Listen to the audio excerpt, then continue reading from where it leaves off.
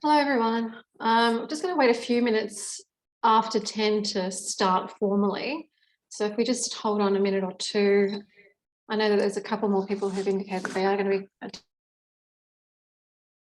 joining as we go along as well.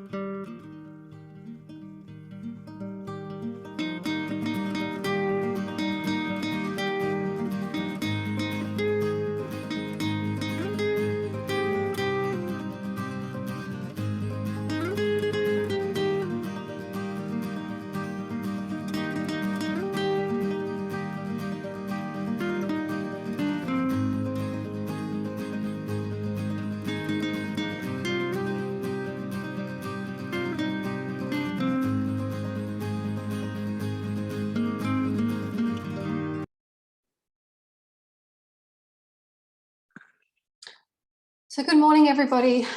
This is the February PTA open meeting, which we're conducting via Zoom today.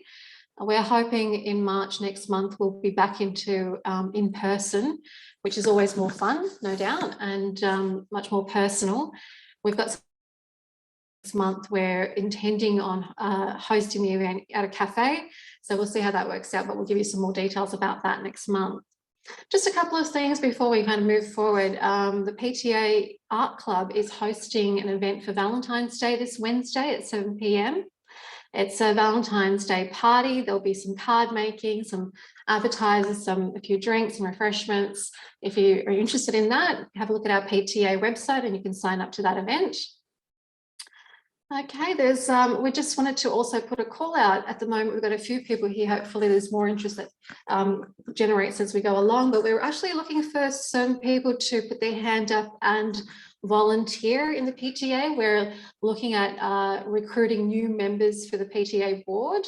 And so if anybody's interested in that, please contact us via email. We can have a discussion with you about what that entails. We're looking to get people in as early as possible, just to make that transition into the new role for the new year an easy one. So yeah, if you're interested, send us an email through our PTA email account. So today we've got someone really special who's doing interactive discussion for us. Jo George, our very own middle school counsellor, is a certified solution-focused therapist, as well as a licensed professional counsellor and a licensed professional skill counsellor and a teacher. So many, many accolades under his umbrella.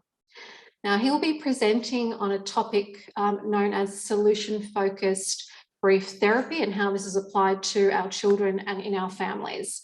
And it's a topic that he has presented internationally. So we're really looking forward to that. Now, throughout the discussion, Joe is essentially going to be leading that discussion. He'll invite questions and insights as he goes along. And if you have any questions while he's talking, you can also use the chat function as well to not interrupt him. Okay, George, I'm going to ask Sarah, and Sarah apologises that she was not able to attend today. She's unwell, unfortunately, but she has set up the Zoom platform for us. So thank you, Sarah. You're in the background there somewhere. If you can just hand over screen sharing to Joe, and he can start that. Thank you very much. Thanks for having me today.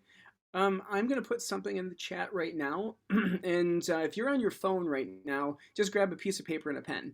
If you're the thing I put in the chat, however, you could actually just download this and type directly into it. So, and if you aren't used to downloading from Google Slides and you have an Apple, you right click, you do 2 fingers, press down on the pad, and then it'll give you the download option. And if you're on any other one, just do the normal download. And then open it up, but don't open it up not within the web-based browser. Just open it up as a separate standalone. And we're going to be, as we go, you're going to be jotting down some things in that resource that I just provided. But if you just have a piece of paper and a pen, that'd be fine. And let me share my screen. And I gotta get rid of this.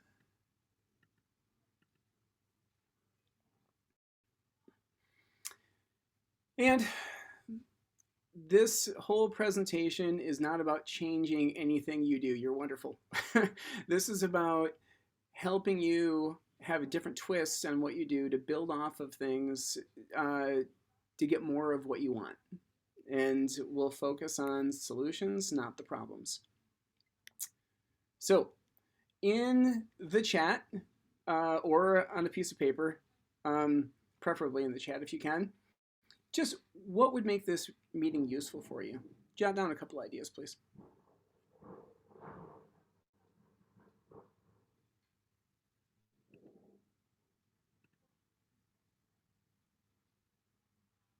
Nothing? Oh, come on, people. Well, how would you know this meeting is useful by the end? What would make it, just toss us a couple things in the chat. I want to see what you think. Things I can use at home. How to avoid over-emotional responses from preteens. Sometimes that's good for spouses as well. And teens. Real-life examples and dialogues. Well, so far, all of you will be happy because this is the exact stuff we're going to do. And hearing from other people, and yes, specific examples.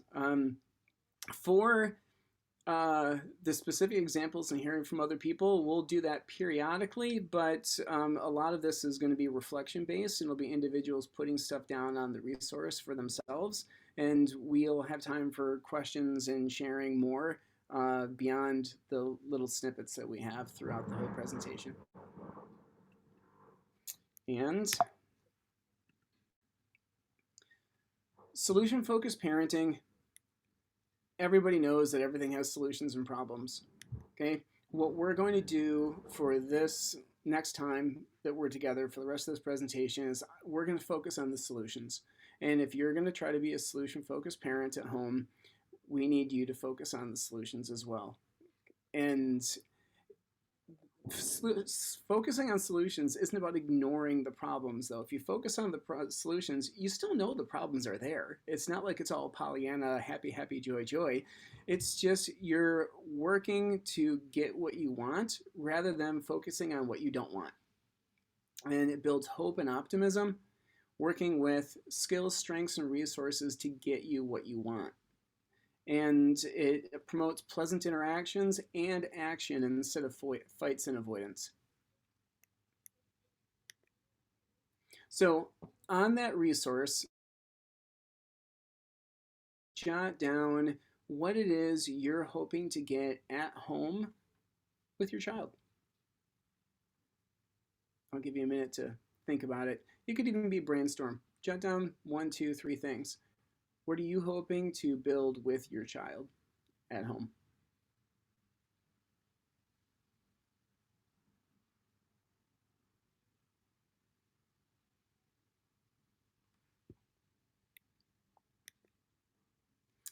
And for solution focused conversations, there are generally 4 parts with a couple other strategies coupled in.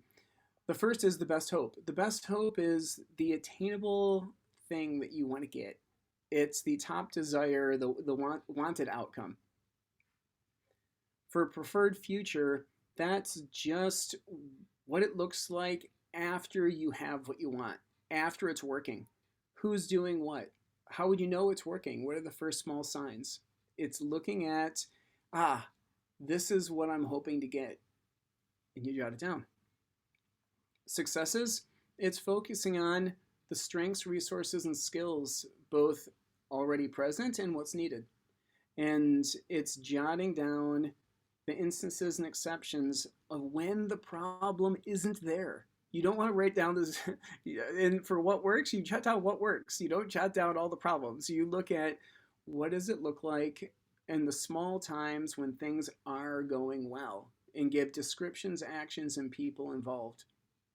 And then the conclusion, it could be, okay, what do you want to remember most? It could just be watch out for progress. Conclusion's really short. And a lot of people with solution focus like to scale, and that's looking at 1 to 10, and with 10 being butterflies and puppy dogs, and 1 just being the other end. You don't need to describe the 1. But the 10 is basically that preferred future that we just covered. Excuse me. And then you help them measure where they are. We'll get into more scaling later. And with all of this, the focus and philosophy are really what matter. It's not necessarily the sequencing. Like you can mix and match and move. You could just as easily go with successes, best hope, preferred future, and then conclusion.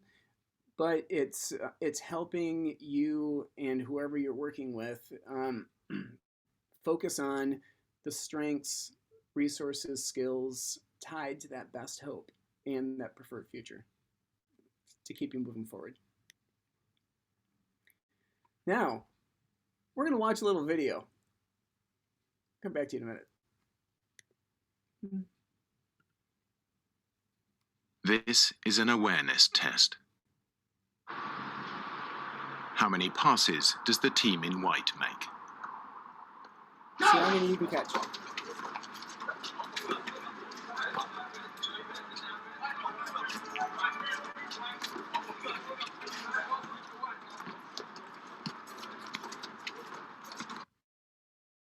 Answer is 13. But did you see the moonwalking bear?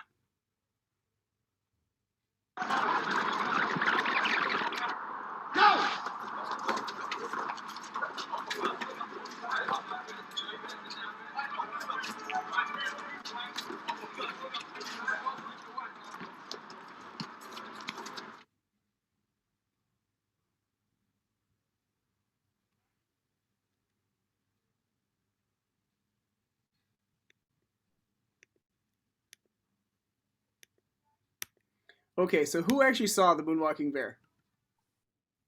No. Did anyone? Like, anyone? I didn't see him the first time I saw it. I saw him second time because I was looking for him then and stopped looking for the white passes. Totally. And it's so easy to see what we're looking for most of the time, but it's really, really common to miss the things you're not looking for.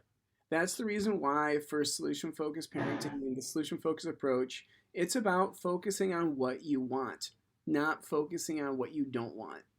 And then you help it grow. And it gives your child credit and helps them internalize the growth. It's looking and building on whatever, and that's the reason why it's hopeful. The whole part of this is building hope to get traction. And you will make mistakes. Everybody does. I do. I've been doing this for years and I'm trained in it. And yeah, mistakes happen. It's about bringing it back to build on the successes, to recognize what's going to get what you want. And starting with what is that best hope? You need to figure out what that is before you can really get going. And it's best if you build it together. And there. When your child feels valued and is given the space to be their authentic self, they naturally decrease the behaviors that you don't want to see. And because they don't feel attacked. And you can build more together if everybody's chill. So with this, go back to that resource right now. This one's going to take a little bit of time, and we're going to share a little bit at the end. On that resource, or just a spare piece of paper, I want you to write down what works. And if you're using that resource, go into the what works box and start typing for yourself. And you're going to look at what is something you enjoy or value about your child. What else? What else? What else? What is your child good at? What else? What else? What else? When is the best hope best? What helps that? And what is your role in all this?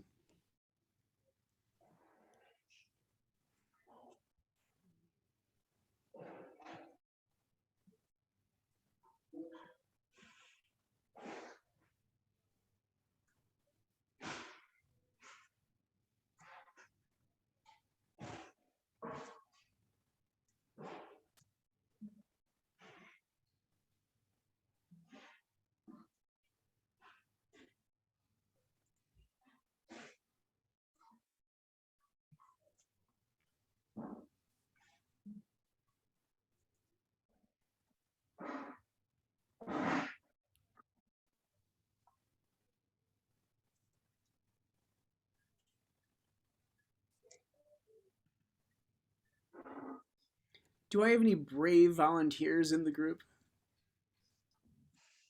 Does anyone want to speak up? Because I have a couple questions. We can actually make this applicable to a bunch of us without getting too specific as well. Yeah, okay, I don't mind saying something. Excellent. Thank you. I will own up. Before you get to it, though, I want to ask, don't share your best hope, but on that best hope, where on the 1 to 10 scale, where are you right now? 3 or 4.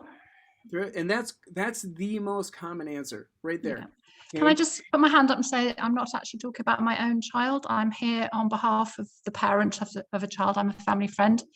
It's just that I'm English and the mother's Russian. So it's kind of, but I spend a lot of time with the girl and I know her very well. So,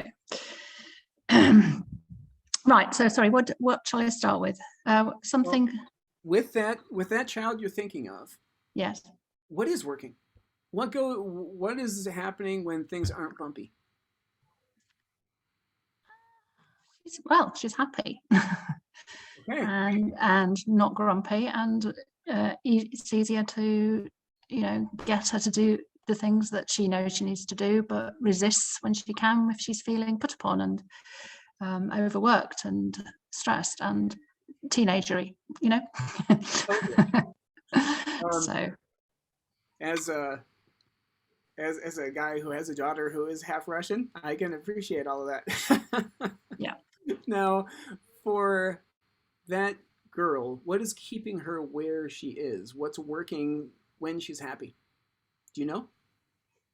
I think her ability to spend time with her friends is super important. And when she gets to do that, even though it's virtually, she is much happier. I'm very much focused on her being happier actually than she is a lot of the time. So definitely, I know from my own children that peers, friendships, peer group is very important. I seem to have got a blank screen here. Can you still see me? Hear me? I can hear you, yeah. All right, I can't see a thing, it's all disappeared. Okay. The other things that work is when I try to get her, sometimes works, not all. Not because she ought to do it, but because it would help me. She will sometimes find that easier, I think, like getting up on time, for example. So, you know, that's basically what works, is that I think, you know, she's 13, she is a child and an aspiring adult, and kind of is caught between those two things a lot of the time. She veers between them, I think. So it's hard for her to navigate. So it's trying to, I suppose, which one she is at the time I'm talking to her and respond appropriately. Now, with all of that, thank you very much for sharing that. That's all so perfectly normal. And with your child, if you're saying, yeah, she's talking about my kid right now, you think about, when are the strengths happening? Like, say, for example, if you know that when you're talking to the person within arm's reach in a calm voice, it's more cohesive. When you bring up and you ask them if they have a second before you tell them to do something, you know they're more pleasant. But we all are. That is not unique to children, is it? Totally. And basically, with anyone you deal with, as you're practicing this, if you think of your child as a giant toddler, and just remember when your child was on the swing when the kid was 3 or 4, and you would say, come on, we're going in, you'd have a freak out session. But if you said, okay, 10 more swings and we're going in, and get that 10, and then you go, they mentally prepare, they're ready to do it. And this is as much about training our delivery to help them be in that good place as it is anything else. It's finding what works and doing more of it. And so now, and there are little things that we can do at home every day to help kickstart this. Like in the chat right now, if you could just jot down, what do you do to get your kid talking at the end of the day? What do you do to nurture conversation? Sorry, I've just completely got a black screen here. I cannot see or do anything. You can't get the chat back? If you can still get to the chat, you could also hit the escape button, and you'll get out a full screen version, and then you can get whatever you need. But Nope. you'll still see this presentation. Can't see a thing. Never mind. Oh, all the wrong things. I doubt that. But 20 questions as soon as she walks into the car. Kids don't react well to interrogations. Talking usually happens when we're doing something else like cooking or walking the dog. Some people do use the car as having your kid be captive prey. So when you are doing those activities, though, or the kid gets in the car or walks in the door, is there a good question that you usually use to get them talking?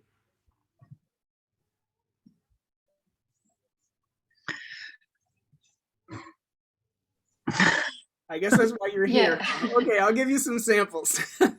Oh, can I say something, George? I find with Miranda, if I ask her how was your day, it's like the wrong question to ask. I have to ask something really specific, like how was your morning? What did you do just before you started school? You know, has to be really time-based for her to give me like a substantive answer. And I think with those questions, although we mean them well, often it feels like a kind of imposition that because what they sense that we don't want to hear is, I had a shit day, when we ask that. So if they did have a shit day, they don't feel they can say that if you say, how was your day? Because it begs the answer, oh, it was great, you know, I learned this and I learned that. That's what parents want to hear. Of course, we never do hear it, but I think that's what, it's the end of the day as well. They're tired, they just want to switch off, I think, as well, not kind of perform for us. And you're totally right. And people are putting in here things that are perfect. It's all about, most of their putting in is things about finding the right time and watching for clues and cues. Okay. But one thing you also have to remember about your child is if they realize that it's in their best interest to play along, they usually will.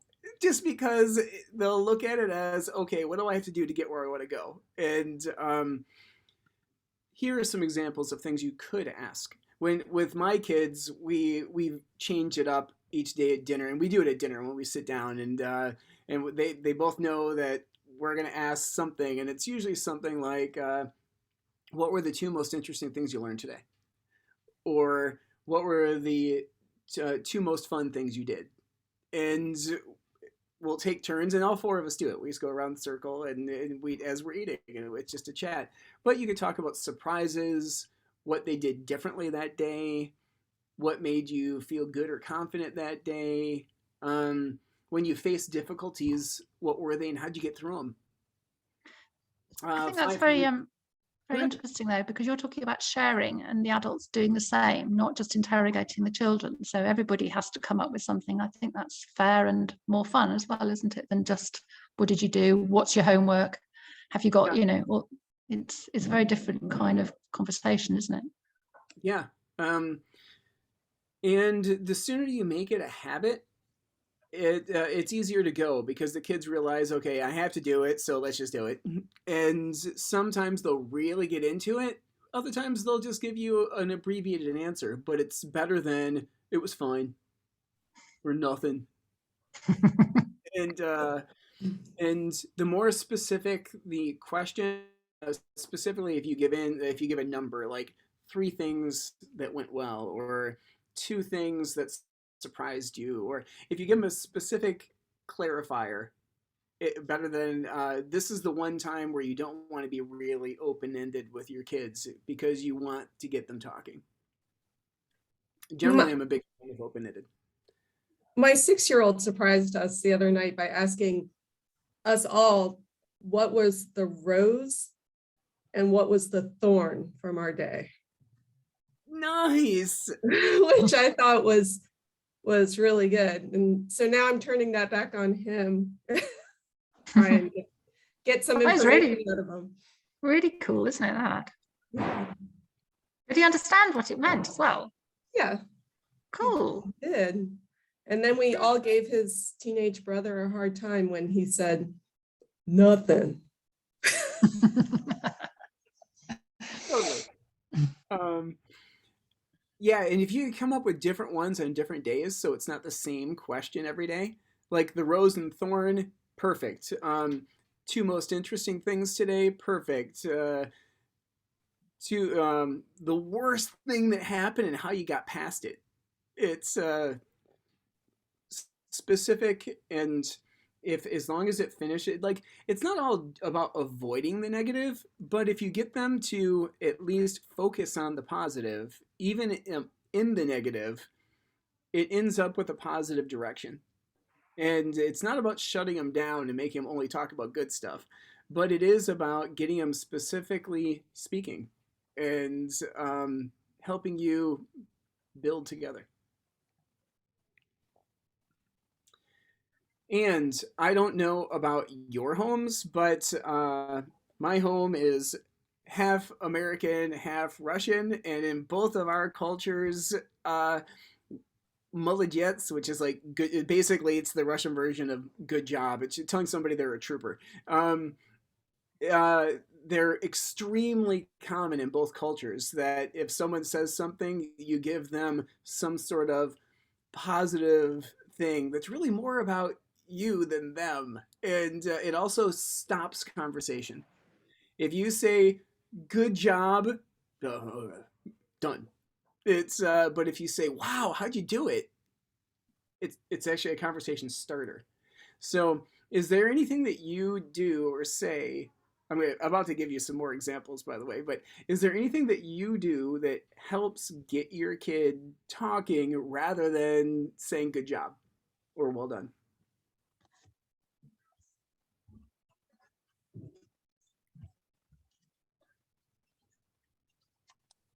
Yeah, I might say like, so how did you go about doing that? I might just like ask about the method of, Excellent. Ask them for advice. Perfect. Kids, especially milk it, use it.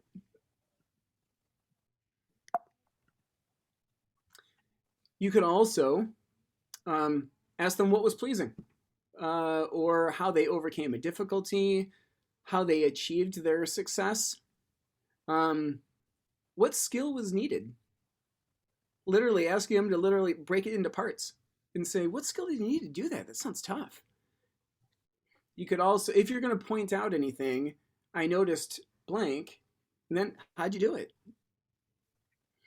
It's all about helping them realize that they did something, and it has nothing to do with your approval. It has to do with they did something that worked, and helping them think about the successes that they, and the strengths and resources that they put together within themselves to make it happen. And then the more they notice those things, the more you can build on those things. And redirecting problem talk. Parents, I've been a middle school counselor. This is my 15th year, and I was a teacher for 10 years before that. I was a high school teacher before I became a counselor. So I've been working with adolescents for a long time, and parents for a long time. And a lot of parents are just normal people. And when they get irritated, they want to tell the person what to do. For the solution focused approach, you can't. You have to make them the expert. And but the first thing you need to do is to listen and validate. Okay, acknowledge that, wow, that sucks. Wow, that's hard. I'm so sorry you're dealing with that. And validate that even if they're complaining about a teacher, and you know that, or complaining about one of their friends, and you might love that friend or love that teacher, it doesn't matter what you think of the situation. You need to validate their pain and their frustration. After you do number one, maybe even 2 or 3 times, you can then proceed to 2, 3, and 4. And that is asking them, wow, well, what would you like instead? And what would you like to change about that? Or what skill do you need to build on to get that thing? And then signs for progress and redirect to strengths. Like the signs for progress, if you said, what would you like instead? And ask them, what would be the very first small signs that that was happening? And let them think. Will they be nicer? Okay, well, what are the first small signs that that person's going to be nicer to you? What are they going to do? And then get them to think about it. And then you can start building together. And this is from a book I really like. It's specifically written for educators, but it's chopped full of different 3-minute conversations, 5-minute conversations, but if you'll notice, as you're asking, like the descriptions, actions, and people, basically. So how will a person, it could be a person involved, it could be their best friend, it could be you, know that this thing is working, or that this thing was useful, and then getting them to build it, asking about the differences, the first signs, the small signs, and then what else, and it's getting them talking. And if you'll notice in all of these, we're not telling them what to do. We do not give them even our opinion of it necessarily unless they ask. And even if they do ask, they say, well, what do you think? And say, well, I know I was terrible at this. What do you think? And then, yeah, you can give them some, don't ignore their question, but it's more about helping them build their ideas. And then after their idea is really built, yeah, share. But a lot of parents feel rushed and feel irritated. And when we're rushed and we're irritated, especially if you're doing 10 things at once, it's quick to tell them what to do. And we can't tell them what to do, at least not initially. And what I would like you to do is think about all the stuff that we just talked about and the stuff that is working for you in that column for the what's next on the right side of the resource. I want you to think of all the things that we just talked about and all the things you were thinking about that are working at home. And what will be the first small signs? And what do you, of all the stuff we just heard, what do you want to keep? What do you want to use? Jot that down.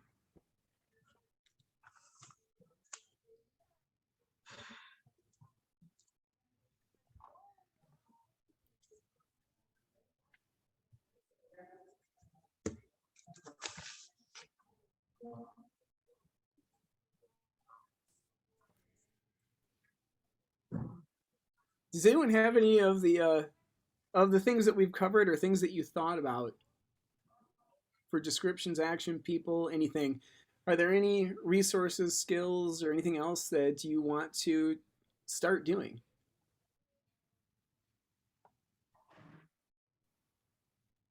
You can put it in the chat or just share out loud. I think you can unmute yourself, can't you?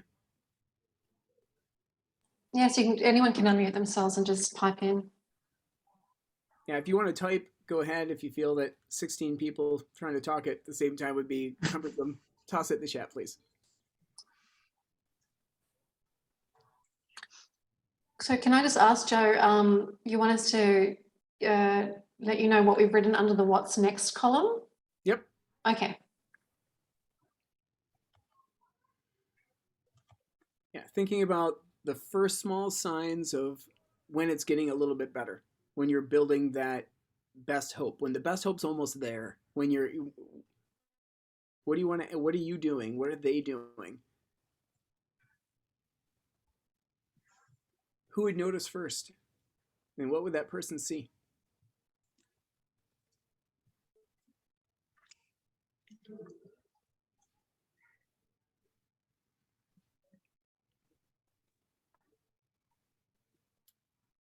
Give her an opportunity to come to us to discuss what's happening rather than us probing, but also creating opportunities for that to happen.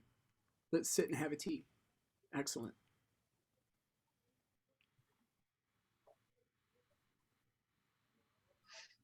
Thank you for sharing that.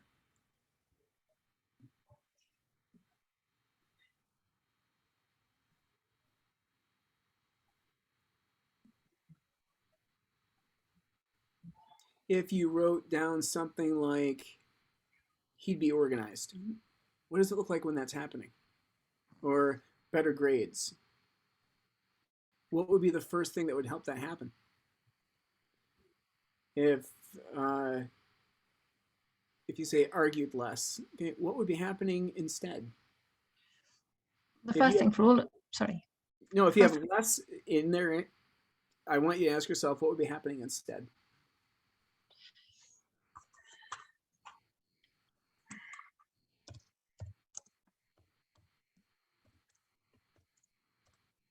Does anyone else have something that they want to share? Or should we move on to the next slide?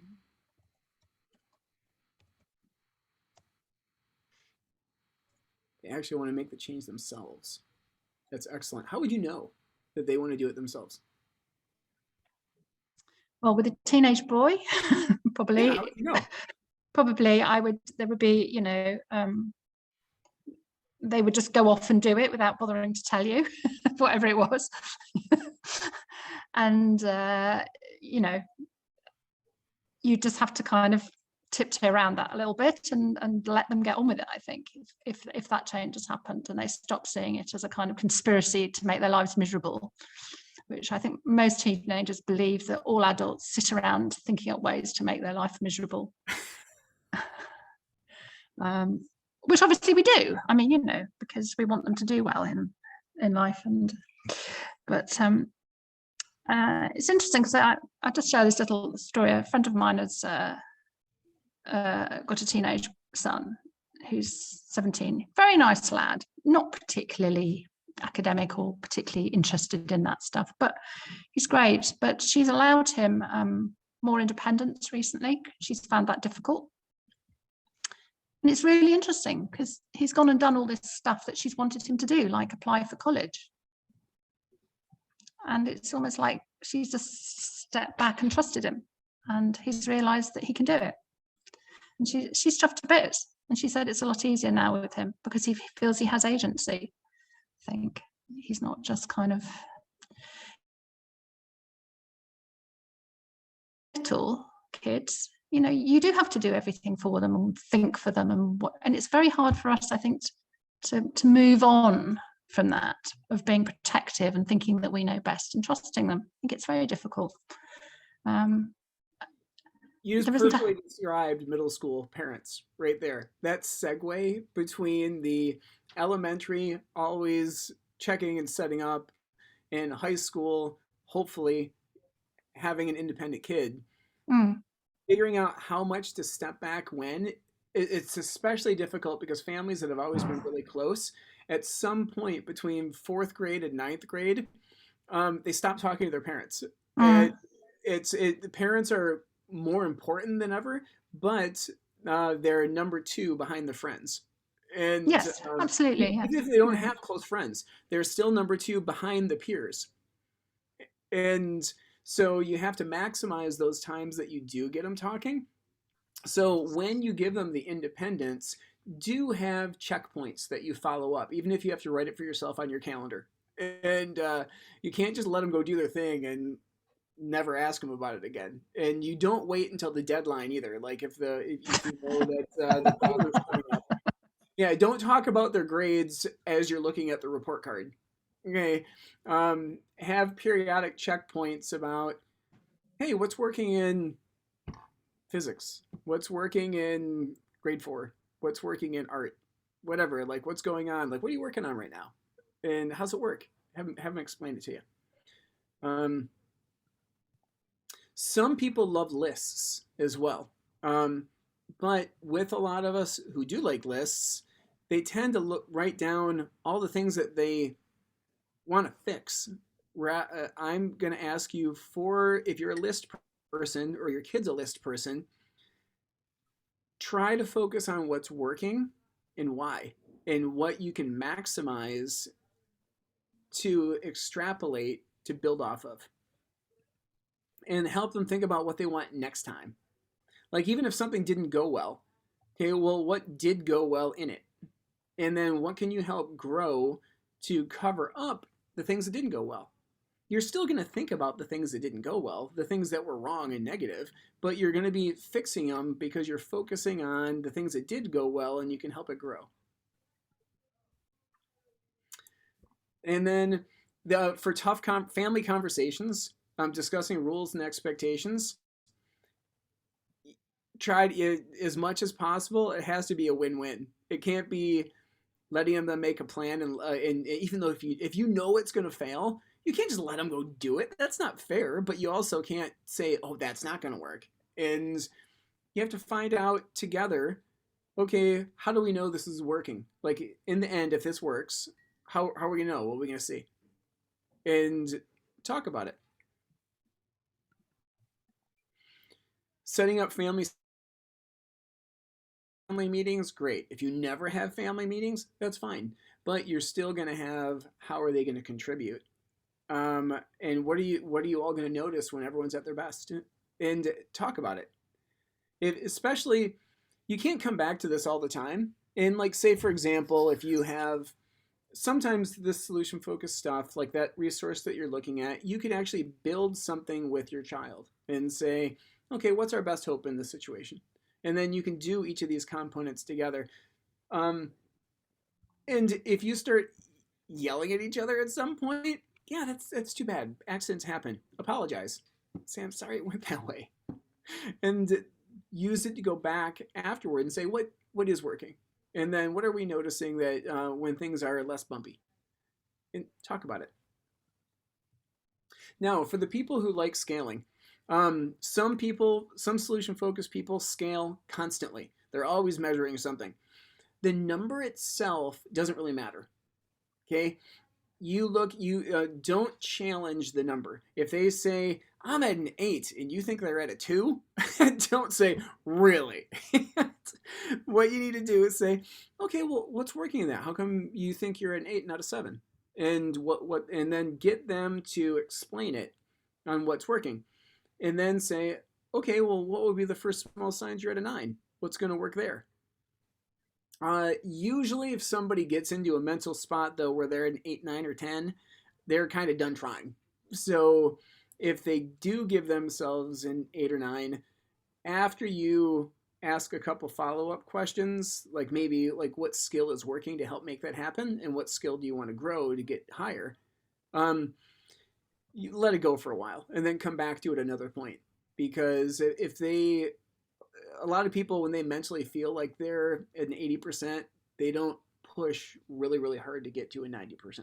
And other people don't find an 8 remotely acceptable, and they have to get to that 10. So it's more about just the mental outlook. The number doesn't matter so much, though. It's about what is helping, what is working, and what is next.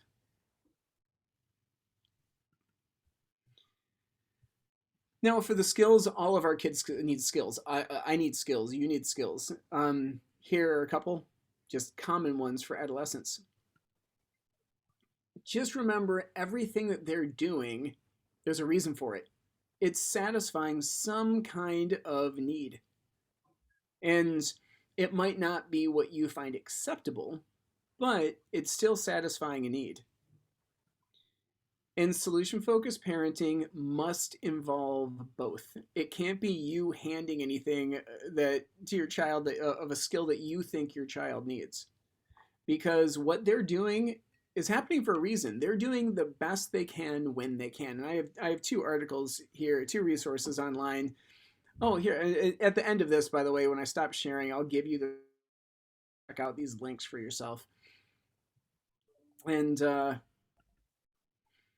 this is something I found online that I'm in some solution focused groups, and this was shared.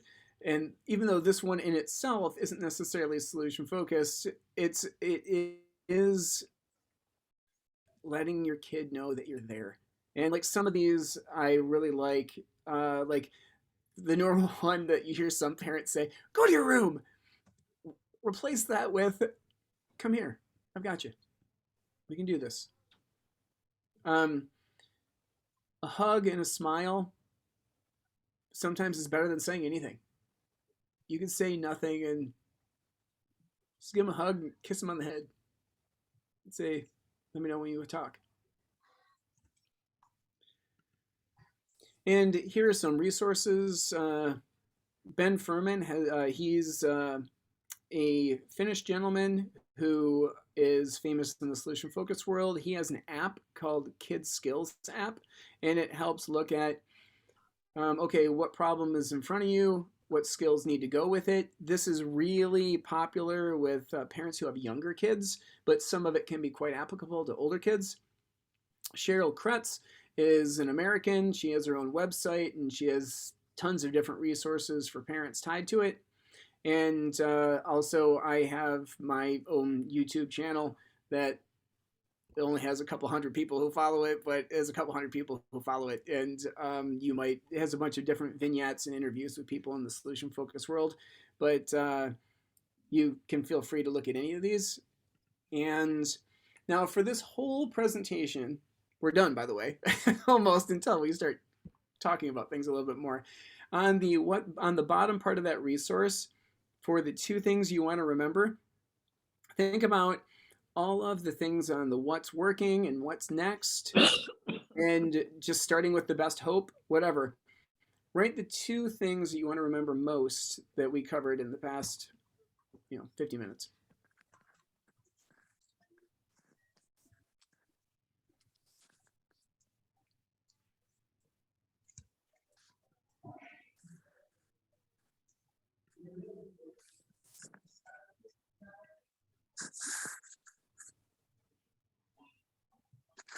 Well, the 2 things that I put down, I'll just pipe up here, is instead of saying good job, asking them for advice. So kind of redirecting them to give me advice about the topic. And also don't tell them what to do. Again, perhaps like inviting them to tell me what they think they should do. I think that's kind of what I got from that, Joe. And with that, especially the second one, their response will be, I don't know. Tell them, be honest with them, say, I don't know either. Okay, what do you think?